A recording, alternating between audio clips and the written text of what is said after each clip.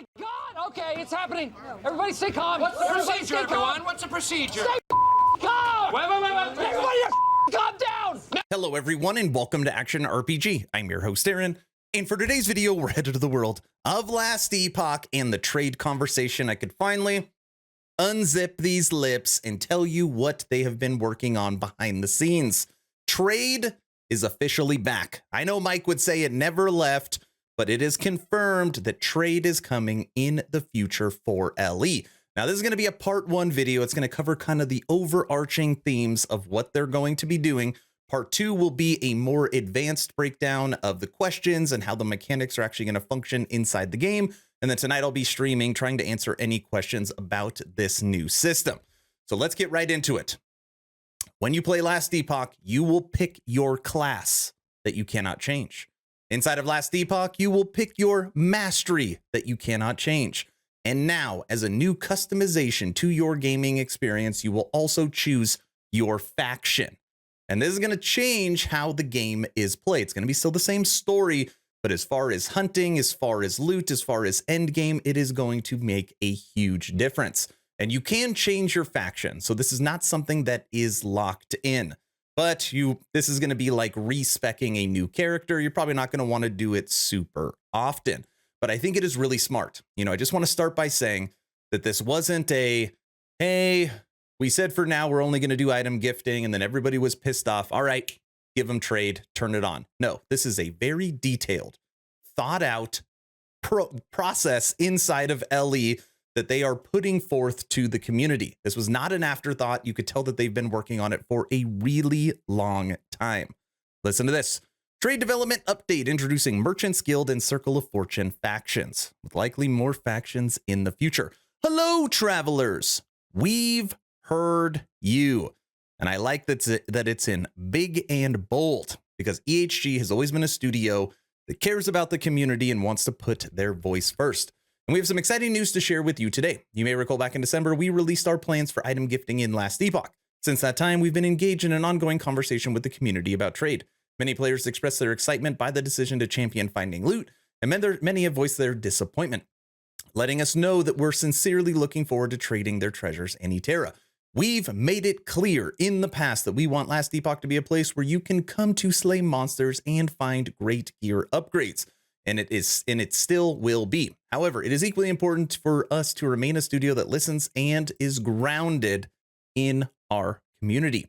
In short, we want Last Epoch to be the ARPG that rewards you for hunting items the way that you most enjoy, no matter which side of the trade conversation you're on. So we've been hard at work discussing, debating, and consulting some of our trusted community members. And we're happy to present you with the following. Now, this is the plan, okay? The plan is, if you are a solo self-found, you want to do all your crafting, you want to do all your gearing, you want to make your legendaries, you want to hunt that loot and find it, there's going to be a way for you to play. If you are that person, but you also want to trade, you want to play the market, you want to grow, you want to profit, there's going to be a way for you to play. There's even going to be a way to play where you don't care about any of that and you just got a handful of friends that you play the game with and you just want to trade. They are really trying to cast a very large net with this, where anybody can be happy with the way they want to play in LE. So here it is. You have the Merchants Guild and you have the Circle of Fortune. So Merchants Guild, trade, profit, grow, buy or sell any type of equipment, trade directly or asynchronously using the bazaar. Yes, the bazaar is back. Circle of Fortune, stars guide your fate, improve quantity and quality of item drops, use prophecies to hunt specific item types.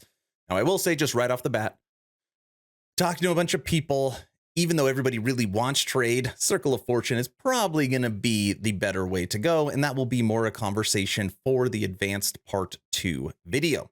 Now, it's not like you join Merchants Guild or Circle of Fortune and bam, you've got everything you want. There is going to be a leveling up process to this. You've got to gain favor with that faction. So here is a couple details. You have different characters in the same cycle in different factions. Faction reputation is shared account wide. Faction reputation resets each cycle. When a cycle ends, the character is transferred to the permanent non-cycle environment and their faction progression will be carried over. Now, really important, faction reputation is a count wide. So if you have maxed out Merchant's Guild with a single character, and then you go to start another character, you will already be maxed out. Which also means, since you could switch, you could max out Merchant's Guild, then you can switch factions, and then you can level up Circle of Fortune, and technically you can be in both camps. You just can't be in the both camps at the same time. Now, here's an example of leveling up your faction. So, Circle of Fortune, rank 2, 45% chance for Runes of Ascendance to be preserved when using it on an item that requires at least Circle of Fortune rank 1. Rank 4, affixes are 50% more likely to be exalted. That is freaking huge. 50%! It's like every other item that drops is exalted. That is crazy. Rank 6, uniques are twice as likely to have legendary potential. That is also freaking crazy, okay? And then you look at reputation rewards for Merchant's Guild. You may trade set items at rank 2. Rank 4, you may trade unique items with no legendary potential, and set items cost 20% less favor to buy sell items. Rank 6, you may trade exalted weapons and unlock 10 additional bizarre item slots, okay? And there are higher grades than this, okay? This is just an example of rank 2, rank 4, rank 6, but there are higher ranks, okay? And by the way, everything is subject to change. The Bazaar revised. The Bazaar will be a new trade-focused zone for players aligned with the Merchant's Guild. Here you can gather, socialize, barter, and trade your wares throughout the market. Players will search through a variety of stalls for player-listed items, which you can buy and sell for gold, with advanced searching functionality, no purchase delay, and no tax on the gold cost for the items. So gold is the central currency, okay? And in my opinion, even though likely Circle of Fortune is going to give you probably the better items, right? Because of those drop rates, it is hard for me to not have the Bazaar for my endgame. And I've always said that the Bazaar feels like that newly revised Diablo 2 trade area where you would join a trade game and you'd click on the person, he'd show him your item, you'd show him his item, and then you'd pick what item you want to trade, right? This will be a zone specifically that you can't access unless you are part of the Merchant's Guild, which means probably I like helping out the community. I want to be able to give people stuff, so I will likely go Merchant's Guild, or maybe I will try to level both of them up. But through the trade survey, it was really important that there's no delay and there's no tax, and it has high search functionality. So thank you to everybody that went and did that trade survey. Okay.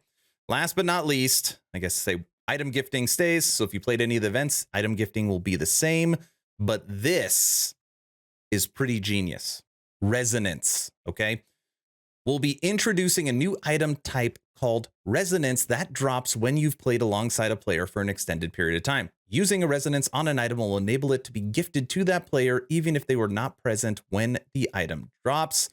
And Mox right here is Judd, the game director. And this is going to drop almost like a shard that then you can just transfer into your crafting materials. Because I know the question is going to be like, what if I play with 50 people? Do I got to store 50 or 100 or 200 of these things in my stash? The answer is no. They will be sorted like crafting material. But think about that. You want to go full trade, Merchant's Guild, you got the Bazaar. You want to go solo self-found, or you just want to get the best loot and craft it yourself, you've got Circle of Fortune.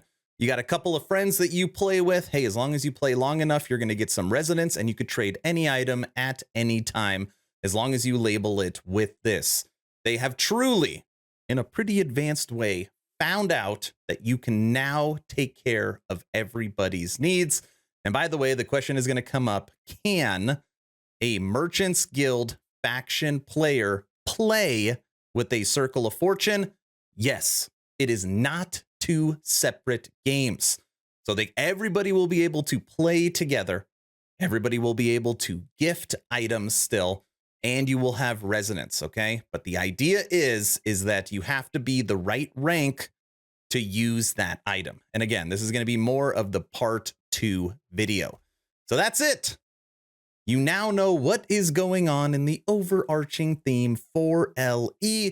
And even though it's not stated, this will not be coming for 0.9 on March 9th, but I'm guessing that this is going to come on 1.0. That's unconfirmed, but I would be astonished if they didn't have it in for the game release. I want to know your opinion. 1, which faction would you join?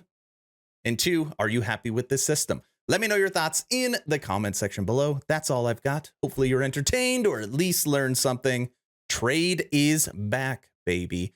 Aaron, out.